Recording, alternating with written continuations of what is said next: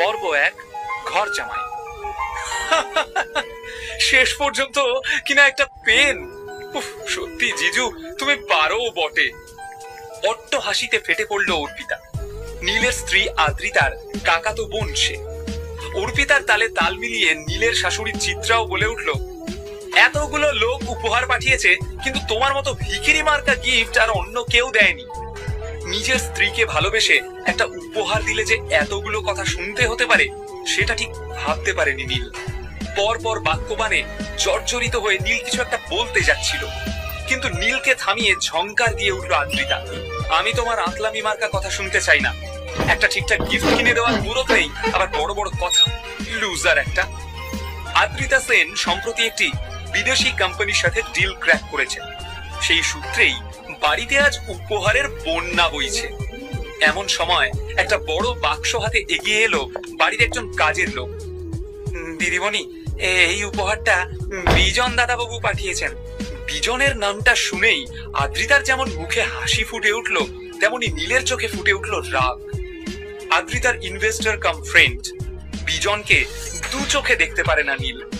আদ্রিতা খুশি মনে বাক্সটা খুলতেই দেখতে পেল একটা লাল পার্টি গাউন, সঙ্গে একটা ছোট্ট চিরকুট। কনগ্রাচুলেশনস আদ্রিতা, আজ সন্ধ্যায় এটা পরেই তুমি ডিল সাইন করবে, তারপর আমার সাথে ডিনারে যাবে। এই সবকিছুই বিজন করছে শুধুমাত্র তোমার সুযোগ নেওয়ার জন্য। ও ভালো লোক নয়। আদ্রিতাকে সাবধান করে বলে উঠলো নীল, কিন্তু ওর সাবধানতার ফল হলো উল্টো। তেলে বেগুনে জ্বলে উঠলো সবাই। নিজের পকেট গড়ের মাঠ, এদিকে অন্যের গিফট দেখে হিংসাতে জ্বলে যাচ্ছে। ব্যঙ্গ করে বলল চিত্রা। হঠাৎ নীলকে চ্যালেঞ্জ ছুড়ে দিল আদ্রিতা, ঠিক আছে, আমি তোমাকে একটা সুযোগ দিচ্ছি। এই ড্রেসটার দাম 50,000 টাকা। আজ সন্ধ্যে 7টার আগে এমন একটা ড্রেস কিনে দাও, আমি তোমার ড্রেস পরে ডিল সাইন করব। বিজনের সঙ্গে ডিনারেও যাব না। পারবে? এইবার আর চুপ করে থাকতে পারলো না নীল। নিজের দাম্পত্যকে বাঁচাতে সে মরিয়া হয়ে বলে উঠলো, পারবো, শুধু দোহাই তোমাকে, ওই বিজনের সঙ্গে ডিনারে যেও না। কথাটা যেন মনে থাকে। কাজটা করতে না পারলে কিন্তু তোমাকে ঠুঁটের মালা পরাবো। চিত্রাও নিজের রাত উগরে দিল নীলের প্রতি। এটি সেন পরিবার, শহরের অন্যতম ধনী একান্নবর্তী পরিবার। তবে এই পরিবারকে সুখী পরিবারের অপবাদ পরম নিন্দুকেও দেবে না। এই বাড়িতে রোজ সকালে তুচ্ছ কারণে অশান্তি বেঁধে যায়, আর প্রত্যেক অশান্তির দায় শেষ পর্যন্ত নীলের ঘাড়ে গিয়ে পড়ে। অপমান সহ্য করে ও নীল কোথাও যায় না, ঘর জামাই হয়ে পড়ে থাকে। কারণ ও জানে পরিবার ভাঙার যন্ত্রণা। পাহাড় প্রমাণ চিন্তা নিয়ে না খেয়েই নিজের ভাঙা স্কুটারে চড়ে রাস্তায় বেরিয়ে পড়লো নীল। এখন 12টা বাজে, হাতে বেশি সময় নেই, কিন্তু যার পকেটে মাত্র 50 টাকা, যে গত 2 বছর শ্বশুর বাড়ির অন্নে প্রতিপালিত, সে কিভাবে একদিনে রোজগার করবে 50,000 টাকা? রাস্তায় যাকেই দেখে তাকে হন্যে হয়ে জিজ্ঞেস করে নীল, একটা কাজ দিতে পারেন দাদা, আমার টাকার বড্ড দরকার। কেউ তাকে পাগল বলে এড়িয়ে যায়, কেউ বা আবার মুখ ঝামটা দিয়ে তাড়িয়ে দেয়। খুঁজতে খুঁজতে হঠাৎ একটা সাইনবোর্ডের দিকে চোখ যায় নীলের। সেখানে লেখা আছে, রক্তদান জীবনদান। এখানে উপযুক্ত মূল্যে রক্ত ক্রয় করা হয়। নীল জানতো পয়সার একটা জোগাড় হয়ে গেছে। নীলের ব্লাড গ্রুপ বেশ বিরল, ও নেগেটিভ। বাজারে এর চাহিদা প্রবল। নিজের রক্ত বিক্রি করে ওর ভালোবাসার জন্য উপহার কিনবে নীল। নিজের প্রেমকে প্রমাণ করতে চায় সে। এদিকে সাইনবোর্ডের ঠিকানায় পৌঁছতেই ডাক্তাররা লুফে নিল তাকে। ডাক্তারদের জোর জবরদস্তি করে পুরো 2 বোতল রক্ত দেওয়ার পর নীল পেয়ে গেল 30,000 টাকা। নীল ভেবেছিল 3 বোতল রক্ত দিয়ে পুরো টাকাটাই জোগাড় করে ফেলবে সে, কিন্তু ডাক্তারবাবু রাজি হলেন না। 30,000 টাকা নিয়েই নীল বেরিয়ে এলো হসপিটাল থেকে। ওখান থেকে দেওয়া ডিম কলাটা খেতে গিয়ে দেখলো রাস্তায় বসে থাকা এক ভিখারি বাচ্চা ওর দিকে লোলুপ দৃষ্টিতে চেয়ে রয়েছে। খাবারটা আর মুখে তুলতে পারলো না নীল। হাসি মুখে তা বাচ্চাটাকে দিয়ে এগিয়ে গেল। পেটে একটা দানাও পড়লো না তার। মাথাটা খুব ঘুরছিল, পায়েও বিশেষ জোর পাচ্ছিল না সে। কিন্তু হাত ঘড়ির দিকে চোখ যেতেই নীল চমকে উঠল। এখন দুপুর 2টো, হাতে মাত্র কয়েক ঘন্টা। নিজের বউকে সেই বিজন রাক্ষসের হাত থেকে রক্ষা করার জন্য নীলের চাই আরো 20,000 টাকা। এভাবেই ঘুরতে ঘুরতে 3টে বেজে গেল। একে আদ্রিতার কাছে মুখ দেখাতে না পারার দুশ্চিন্তা, তার উপর দুপুরবেলার সূর্যের তেজ। হঠাৎ নীলের চোখের সামনে অন্ধকার নেমে এলো। সোজা গিয়ে সামনে থেকে এগিয়ে আসা একটা ফুড ট্রাকে ধাক্কা মারলো সে। তারপর আর কিছু মনে নেই। কিছুক্ষণ পর চোখ মেলে নীল দেখলো রাস্তার মাঝখানে পড়ে আছে সে। চারপাশে অনেক লোক। ফুড ট্রাকের মালিক কমলবাবুর রাগত গলায় বলে চলেছে, কি সব উটকো লোক এসে পড়ে, এক পার্টির জন্য হন্যে হয়ে ওয়েটার খুঁজছি, তার উপর আবার এসব ঝামেলা, এ তো উঠে পড়েছে, এখন আমি চলি। এদিকে ঘড়ির দিকে তাকাতেই নীলের বুকটা ধক করে উঠল। 3:30 বাজে। দিক বিদিক জ্ঞান শূন্য হয়ে কমলবাবুর পা চেপে ধরলো সে। ক্ষমা করবেন দাদা, আপনি কি কোনো ইভেন্টের কাজে যাচ্ছেন? আমাকে ওয়েটারের কাজটা দিন না, খুব দরকার দাদা, 20,000 টাকা জোগাড় করতে হবে। নীলকে এমন কাকুতি মিনতি করতে দেখে লোকটা অবাক। মাথা ফেটে রক্ত পড়ছে আর এ কিনা তার মধ্যেই কাজ চাইছে। কমলবাবু পা ছাড়িয়ে বলল, বেশ বেশ, একটা কিটি পার্টি আছে, সেখানে লোকেদের খাবার দেওয়া, বাসন মাজা, টেবিল পরিষ্কার করা, এই সব পারবেন আপনি? তবে অত দিতে পারবো না, 15,000 দেব, চলবে? এই তো মেঘ না চাইতেই জল। প্রস্তাবটা লুফে নিল নীল। টলমল পায়ে উঠে দাঁড়ালো সে। লেক গার্ডেন্সের একটা বিলাসবহুল বাগান বাড়িতে আজ সব বড় লোকের বউদের কিটি পার্টি চলছিল। সেখানে পৌঁছে নীল তড়িঘড়ি নিজের নোংরা জামা কাপড় ছেড়ে ওয়েটারের কস্টিউমটা পরে নিল। জায়গাটা ডেকোরেট করে খাবার পরিবেশন করতে যাবে এমন সময় নীল দেখলো আদ্রিতার মা চিত্রা এবং কাকাতো বোন অর্পিতাও এসেছে সেখানে। ওদের দেখে প্রমাদ গুনল নীল। এরা দুজন নীলকে দেখতে পেলে আর রক্ষে নেই, হয়তো এমন ঝামেলা করবে যে কমলবাবু ওকে টাকাটাই দেবে না। পাথরের মূর্তির মতো দাঁড়িয়ে কি করবে ভাবছিল নীল। তখন কমলবাবু পেছন থেকে তাড়া লাগালো, সঙ্গের মতো দাঁড়িয়ে আছো কেন, খাবার সার্ভ করো। কাঁপা কাঁপা পায়ে পা বাড়াতেই কমলবাবু বলে উঠলো, আরে মাস্ক ছাড়ে যাচ্ছ কেন, এসব বড় লোকেরা ভীষণ হেলথ কনসিয়াস হয়। কমলবাবুর বকুনিতে যেন আশার আলো দেখতে পেল নীল। মাস্ক পরে চুপচাপ সবাইকে খাবার সার্ভ করে বেরিয়ে এলো সে। তারপর মদের পেগ বানিয়ে লোকের এঁটো কাটা তুলে, টেবিল মুছে, বাসন মেজে সবটা প্রায় সামলে নিল নীল। কিছু টাকা টিপস পেয়ে সাথে কমলবাবু দেওয়া টাকা যোগ করে 20,000 টাকা জোগাড় করে নিল সে। মনের আনন্দে লাফিয়ে উঠল নীল। ভাবলো, আদ্রিতা, আজ আমি প্রমাণ করে দেব যে সত্যি আমি তোমাকে কতটা ভালোবাসি। সাউথ কলকাতার 5খানা বুটিক ঘুরে সব থেকে দামি ডিজাইনার বুটিকে একটি সুন্দর নীল রঙের ড্রেস পছন্দ করলো নীল। যেন মনে মনে দেখতে পেল আদ্রিতাকে, কি অপূর্বা সুন্দরী লাগছে তাকে। কিন্তু বিল মেটাতে গিয়ে 440 ভোল্টের ঝটকা খেলো নীল। এ কি, এ তো মাত্র 20,000 টাকা, বাকি 30,000 টাকা গেল কোথায়? বিদ্যুৎ চমকের মতো নীলের মনে পড়লো সে নিজের জামা কাপড় ছেড়ে ওয়েটারের পোশাক পরেছিল। সারা পার্টিতে ওই 30,000 টাকাটা ওভাবেই রাখা ছিল ওর ছেড়ে রাখা প্যান্টের পকেটে। কেউ হয়তো সুযোগ বুঝে চুরি করে নিয়েছে। মাথায় বাজ পড়লো নীলের। প্রায় 6টা বাজে, 7টায় বেরোবে আদ্রিতা। দাঁত খিচিয়ে সেই বুটিকের ম্যানেজার বলল, কি হলো, পেমেন্টটা তো করুন, ড্রেস নিয়ে দাঁড়িয়ে আছেন। চোখে জল এসে গেল নীলের। ম্যানেজারকে অনুরোধ করলো সে, দাদা, আমি পুরো টাকাটাই নিয়ে এসেছিলাম, কোনোভাবে 30,000 টাকা চুরি হয়ে গেছে, আমায় ড্রেসটা দিন, আমি বাকি 30,000 টাকা দিয়ে দেব, কথা দিচ্ছি। ম্যানেজার বলে উঠলো, যে অবস্থায় দোকানে এসেছিলে দেখেই বুঝেছিলাম কেনার ক্ষমতা নেই। এই কে আছিস, ঘাড় ধাক্কা দিয়ে বের করে দে এটাকে। সারাদিন অক্লান্ত পরিশ্রম করেও ভাগ্যের কাছে হেরে সেন বাড়িতে ফিরল নীল। বাড়িতে পা রাখতেই চিত্রা ঘুঁটের মালাটা পরিয়ে দিল নীলকে। চমকে উঠল নীল। জানতাম হারবে, তাই প্রথমে এই ঘুঁটের মালাটা পরিয়ে দিলাম, কর্মা কোথাকার। ব্যঙ্গ করে বলে উঠল চিত্রা। কিন্তু কোনো কথার উত্তর দেওয়ার মতো অবস্থায় ছিল না নীল। সিঁড়ির দিকে তাকিয়ে ও পাথরের মতো দাঁড়িয়েছিল। কেননা বিজনের দেওয়া ড্রেসটা পরে নেমে আসছিল আদ্রিতা। অপূর্ব মোহময়ী দেখাচ্ছিল তাকে, যেন স্বর্গের কোনো অপ্সরা। অর্পিতা এবং চিত্রাকে বাই বলে বেরিয়ে গেল আদ্রিতা। নীলকে কিছু বলারও সুযোগ দিল না, যেন জানতোই যে নীল পারবে না। মনের দুঃখ মনেই চেপে রেখে নিজের ঘরে ফিরে এলো সে। ড্রেসিং টেবিলে রাখা আদ্রিতার বাবা প্রতীক সেনের ফটো ফ্রেমটা তুলে নিয়ে প্রশ্ন করলো নীল, এ আমাকে কোথায় ফাঁসিয়ে গেলেন গুরুদেব? আপনার কথায় আপনার মেয়েকে বিয়ে করে এই বাড়িতে থাকতে রাজি হয়েছিলাম। ঈশ্বর জানেন, এর পিছনে আমার কোনো অসৎ উদ্দেশ্য ছিল না। আমি জানি না আমাদের এই সম্পর্কের ভবিষ্যৎ কি, শুধু এইটুকু জানি আদ্রিতাকে আমি ভীষণ ভালোবেসে ফেলেছি। কিন্তু রোজকার এই অপমান তো আমি আর নিতে পারছি না। হঠাৎ পাশের ঘর থেকে আসা টিভির নিউজ শুনে স্থির হয়ে গেল নীল। দেশের অন্যতম এবং পূর্ব ভারতের বৃহত্তম নির্মাণ সংস্থা রয় চৌধুরী কনস্ট্রাকশন লিমিটেডের ভবিষ্যৎ এবার বড়সড় প্রশ্নচিহ্নের মুখে। বিপুল লোকসানে চলা সংস্থাটি যে কোনো দিন দেউলিয়া হয়ে যেতে পারে। হঠাৎ খুব ব্যস্তভাবে নিজের সস্তার ফোনটা উঠিয়ে নিল নীল, আর দেখলো 40টা মিস কল আর 10টা টেক্সট মেসেজ। নীল প্রথম মেসেজটা খুলে পড়ল। নীল, তোমাকে ভীষণ প্রয়োজন, একবার যোগাযোগ করো। জানি তুমি রেগে আছো, কিন্তু এখন ওসব ভুলে যাও প্লিজ। এমন অনেকগুলো মেসেজ পড়ার পর মাথা গরম হয়ে উঠল নীলের।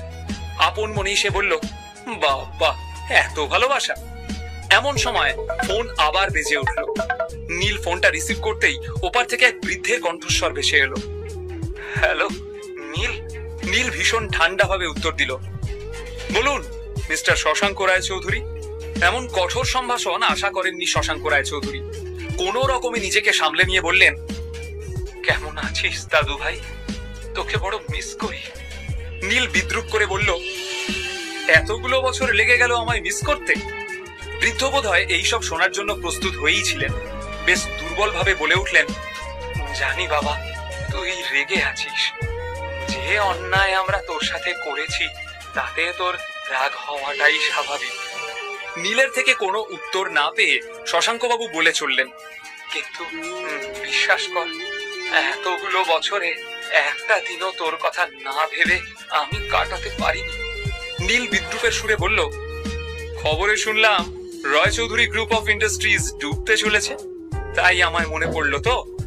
শশাঙ্ক বাবু এড়িয়ে গিয়ে বেশ দুর্বল গলায় বললেন, তোর কি ধারণা আমি এতদিন পরে বিজনেস ম্যাটার ডিসকাস করতে তোকে ফোন করেছি? না রে পাগল, আমি তো শুধু তোর গলাটা একবার শুনবো বলে। নীল বুঝতে পারলো মানুষটা এত সহজে কাবু হওয়ার নয়, তাই বেশ বিরক্ত হয়ে বলল, গলা শুনে নিয়েছেন, বাই। না না। নীলের ফোন রাখার আগেই চিৎকার করে উঠলেন শশাঙ্ক বাবু, ফোন রাখিস না দাদু ভাই।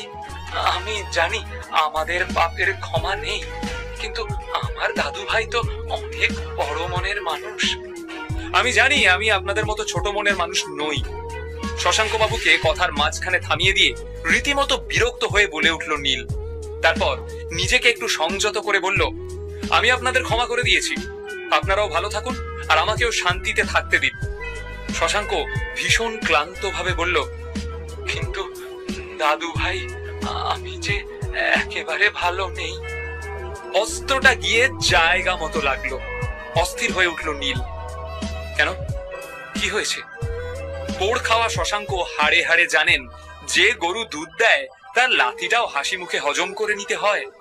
এতক্ষণ ধরে সেটাই করছিলেন তিনি, কারণ নীলের কাছেই আছে রয় চৌধুরী গ্রুপ অফ ইন্ডাস্ট্রিজকে বাঁচানোর জীবন কাঠি। তাই কথায় যথাসম্ভব যন্ত্রণা এনে বললেন শশাঙ্ক বাবু, বয়স হয়েছে আমার, শরীরের কলকবজাগুলো এবার আস্তে আস্তে জবাব দিচ্ছে, কখন আছি কখন নেই। ভীষণ দেখতে ইচ্ছা করে তোকে, আয় না একবার, একবার চোখের দেখাটুকু দেখে নিতে দে। নীল জানে এই হঠাৎ উপচে পড়া স্নেহের কারণ শুধুই ভালোবাসা নয়, কিন্তু উদ্দেশ্যটা কি সামনাসামনি না বসে সেটা বোঝা সম্ভব না। তাই না চাইতেও শশাঙ্ক বাবুর সাথে দেখা করতে রাজি হয়ে গেল নীল। ঠিক আছে, কিন্তু এটাই শেষবার, তবে আমি বাড়িতে আসছি না, অফিসেই আপনার সঙ্গে দেখা করে নেব, বাই। আর কোনো কথা না বলেই ফোন কেটে দিল সে। নীল বোকা নয়, ও জানে রয় চৌধুরী গ্রুপ অফ ইন্ডাস্ট্রিজ ডুবতে বসার খবর মার্কেটে উঠে যাওয়ার পরেই হঠাৎ শশাঙ্ক রায় চৌধুরী ওকে মিস করা শুরু করেছেন। এর মানে আর যাই হোক, স্নেহ ভালোবাসা হতে পারে না, কিন্তু স্বার্থটা কি? তখনই নিজের ল্যাপটপ বের করে ইন্টারনেটে রয় চৌধুরী গ্রুপ অফ ইন্ডাস্ট্রিজ সম্পর্কে যাবতীয় তথ্য সার্চ করে নিল নীল। কোম্পানির একটা গোপন তথ্য হাতে পেয়ে আনন্দে লাফিয়ে উঠল সে। চিৎকার করে বলল, এতদিনে তোদের পাকে পেয়েছি, দেখ কি করি এবার। কিন্তু প্রশ্ন হলো, সত্যি কি রয় চৌধুরী গ্রুপ অফ ইন্ডাস্ট্রিজ ডুবতে চলেছে? এতগুলো বছর পরে হঠাৎ শশাঙ্ক রায় চৌধুরী এত মরিয়া হয়ে নীলের খোঁজ শুরু করলো কেন? নীলকে তার এত কিসের প্রয়োজন? কি এমন আছে নীলের কাছে যা দিয়ে রায় চৌধুরীর কপাল আবার খুলে যেতে পারে? আদ্রিতার ভালোবাসা কবে পাবে নীল? কবেই বা ও হয়ে উঠবে এই দুনিয়ার বস?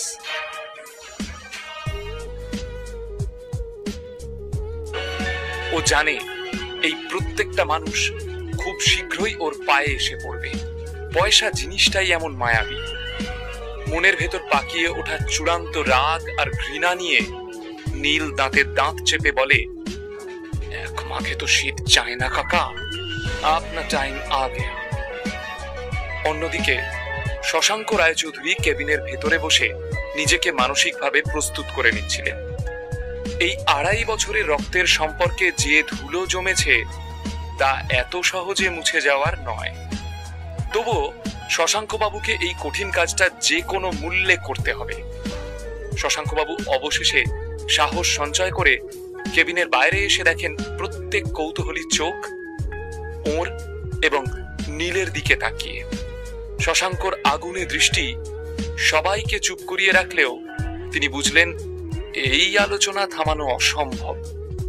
শশাঙ্ক বাবু তাই সোফায় বসে থাকা নীলকে হাসি মুখে জিজ্ঞেস করলেন, কেমন আছিস দাদু ভাই? বুড়ো দাদুকে এতদিনে মনে পড়ল? শশাঙ্কর উদ্দেশ্য ছিল অফিসে একটা বার্তা দেওয়া যে এই মুহূর্তে দাদু নাতির ভেতর কোনো সমস্যা নেই। নীল সামান্য হাসে আর শশাঙ্ক উচ্ছ্বসিত হয়ে বলেন, ভেতরে আয়, ভেতরে আয়, আমরা ভেতরে গিয়ে কথা বলি। ভিতরে এসে বড় চেনা এই কেবিনটাকে খুব ভালো করে দেখছিল নীল। ওই বিশাল এক্সিকিউটিভ ডেস্কে বসে থাকা মানুষটাকেও নীল হাড়ে হাড়ে চেনে। শশাঙ্ক বাবু মৃদু হেসে নাতিকে বলেন, এই 2.5 বছর তোর কথা আমার প্রত্যেক মুহূর্তে মনে পড়তো। রোজ তোর সাথে দেখা করব ভেবেও পিছিয়ে আসতাম। আসলে সাহসে কুলাতো না রে দাদু ভাই। ঠান্ডা গলায় নীল বলল, ভনিতা না করে বলেই ফেলুন আপনার আসল উদ্দেশ্যটা। শশাঙ্ক বাবু ধমক দিয়ে উঠলেন, এইভাবে কথা বলবি তুই তোর দাদুর সাথে? এই শিক্ষা দিয়েছে আমাদের পরিবার?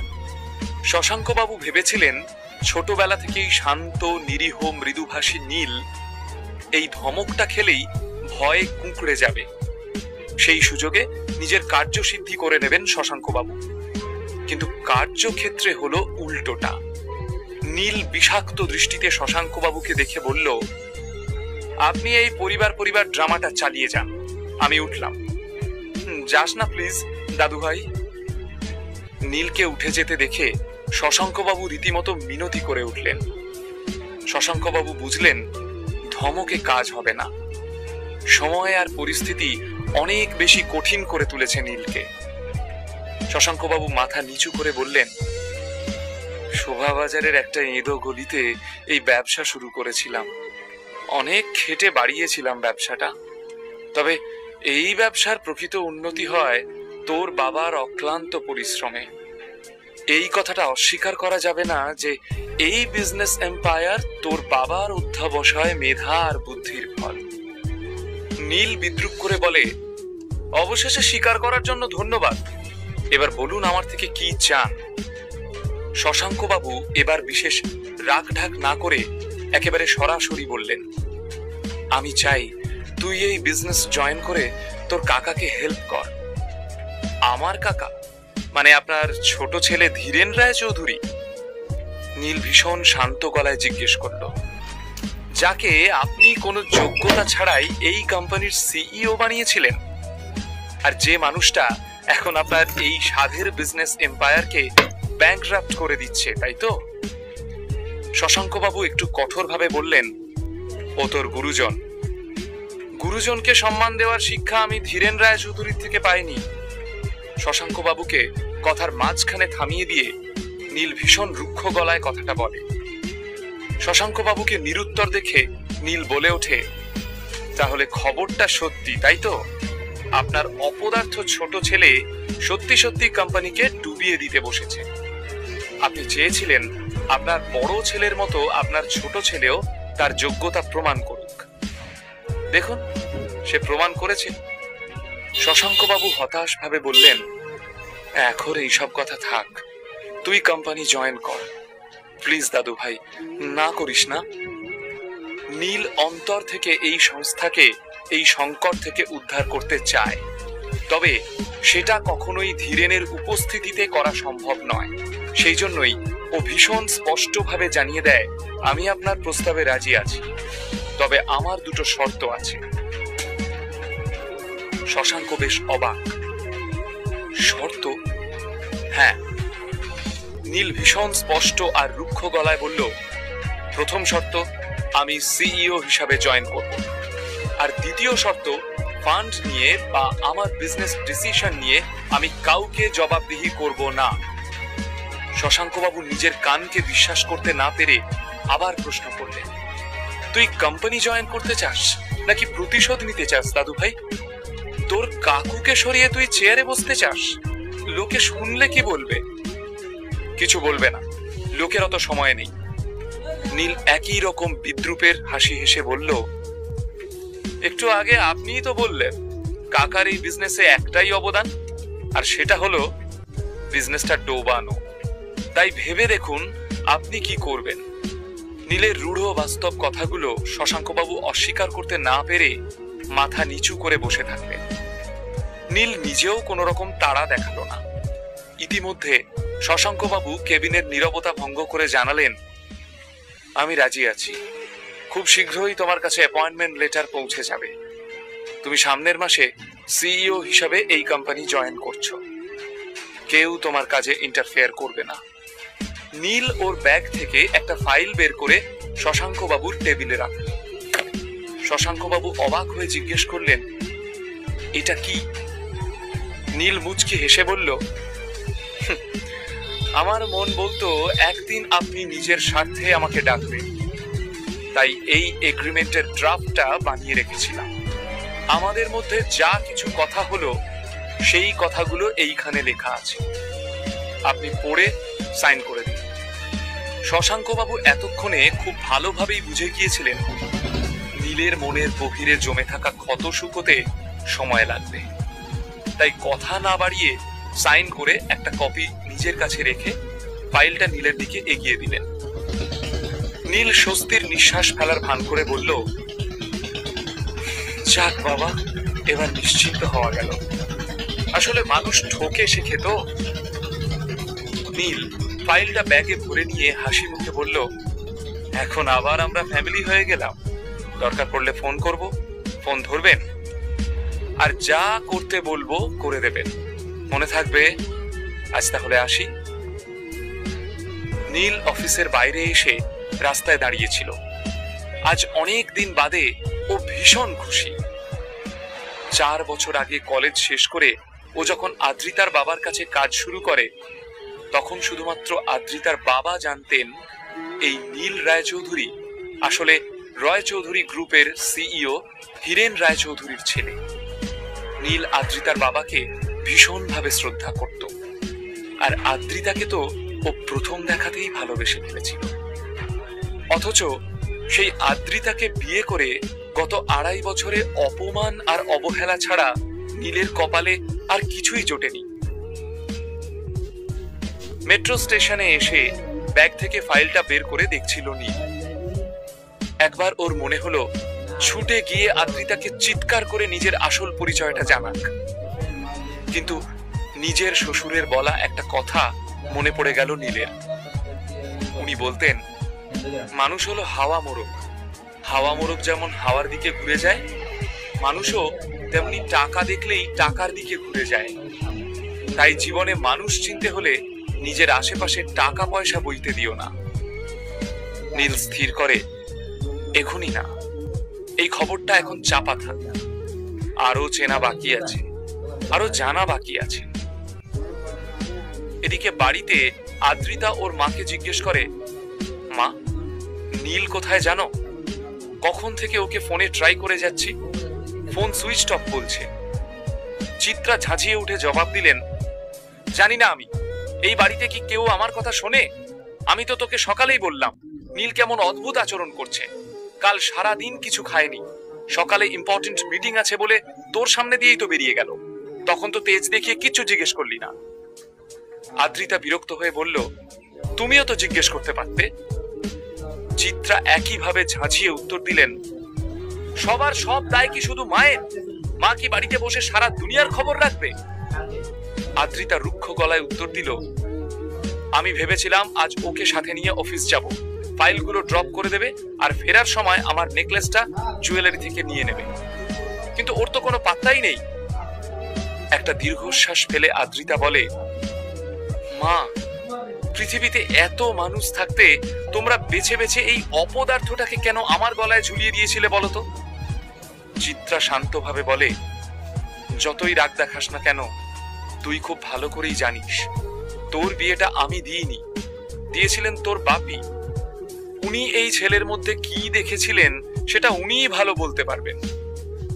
ইতিমধ্যে নিজের প্রসঙ্গে হওয়া কথাগুলোয় কান না দিয়ে চিত্রার পিছন দিয়ে বেরিয়ে যাচ্ছিল নীল। হঠাৎই নীলকে দেখে আদ্রিতা বিরক্ত হয়ে বলে, কোথায় ছিলে? বিশাল বড় হনু হয়েছো নাকি? ফোন করে পাওয়া যায় না? আমি অপদার্থ নই আদ্রিতা, তুমি আমার আসল পরিচয় জানো না। আমি রায়চৌধুরী পরিবারের ছেলে, কোম্পানির নতুন সিইও নীল রায়চৌধুরী। এক নিঃশ্বাসে নিজের মনের কথাগুলো আদ্রিতাকে জানিয়ে দেয় নীল। নীল নিজের সত্যিটা জানিয়ে দিল আদ্রিতাকে। এবার তাহলে কি ঘটতে চলেছে? সিইও হয়ে কি পরিবর্তন আসতে চলেছে নীলের জীবনে? সত্যিটা জানার পর কি নীল আদ্রিতার বৈবাহিক জীবন ছন্দে ফিরবে, নাকি ঘটবে ছন্দপতন? এখানেই শেষ আজকের পর্ব, কিন্তু গল্পটা এখানেই শেষ নয়। পরের পর্বে দেখবে কে আসলে আসল বস। সাবস্ক্রাইব করে রাখো, কারণ দুনিয়া যার বসে তার গল্প এখনো বাকি।